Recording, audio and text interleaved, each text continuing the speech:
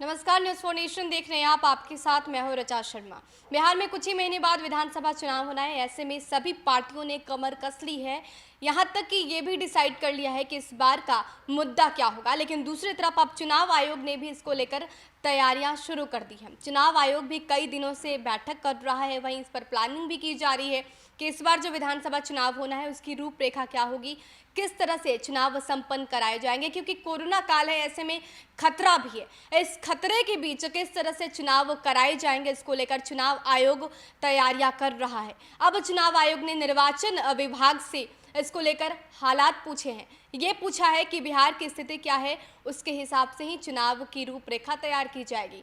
दरअसल चुनाव आयोग ने राज्य के मुख्य निर्वाचन आयुक्त से एक लेटर के द्वारा ये पूछा है कि बिहार की हालिया स्थिति क्या है, आखिर क्या कुछ हो रहा है बिहार में, क्या चुनाव संपन्न किया जा सकता है या फिर एक अलग तरीके से चुनाव की जो रूपरेखा है वो तैयार की जाएगी। इस पर लेटर लिखते हुए एक रिपोर्ट मांगी है। अब जो निर्वाचन आयोग है उसको रिपोर्ट भेजनी है, ये सब बताना है कि बिहार की जो हालिया स्थिति है, बाढ़ का खतरा है या फिर कोरोना संकट जो है, आंकड़े बढ़ रहे हैं, ये सब जानकारियां एक रिपोर्ट के माध्यम से, एक डेटाबेस के माध्यम से निर्वाचन आयोग को, चुनाव आयोग को देना है, जिसके बाद ये डिसाइड होगा कि इस बार चुनाव होंगे या फिर नहीं होंगे। अगर होंगे तो उसकी रूपरेखा क्या होगी, किस तरह से चुनाव किए जाएंगे, नॉर्मल वेज में होंगे, डिजिटल होंगे या फिर कोई और तरीका अपनाया जाएगा। कोरोना काल से, कोरोना संकट से बचते हुए किस तरह से चुनाव किए जाएंगे।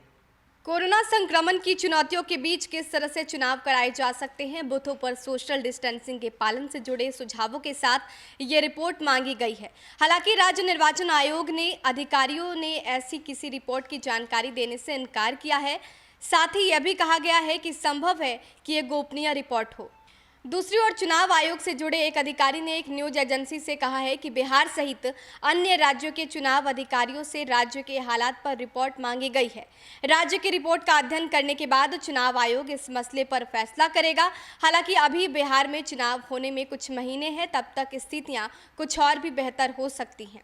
चुनाव आयोग के अधिकारी ने यह भी कहा है कि आयोग स्वास्थ्य मंत्रालय से लेकर राज्य के स्वास्थ्य विभाग के साथ बैठक करके चुनाव कार्यक्रम पर फैसला करेंगे। केंद्र और राज्य सरकार की सभी गाइडलाइंस का पालन करते हुए चुनाव कराने की रणनीति भी तैयार की जा रही है। इससे पहले भी चुनाव आयोग की एक बैठक की गई थी जिसमें सभी दलों के नेता मौजूद रहे।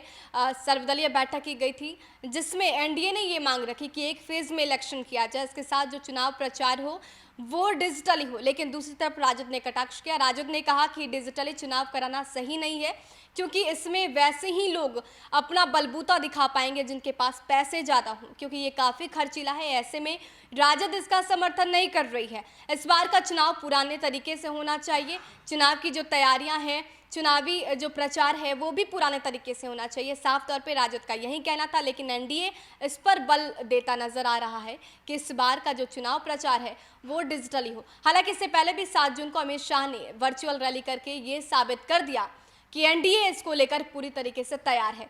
लेकिन चुनाव आयोग अपनी तैयारियों को लेकर लगातार बैठकें कर रहा है। सर्वदलीय बैठक के बाद अब ये भी खबर आ रही है कि बिहार के स्वास्थ्य मंत्रालय के साथ भी बैठक होनी है।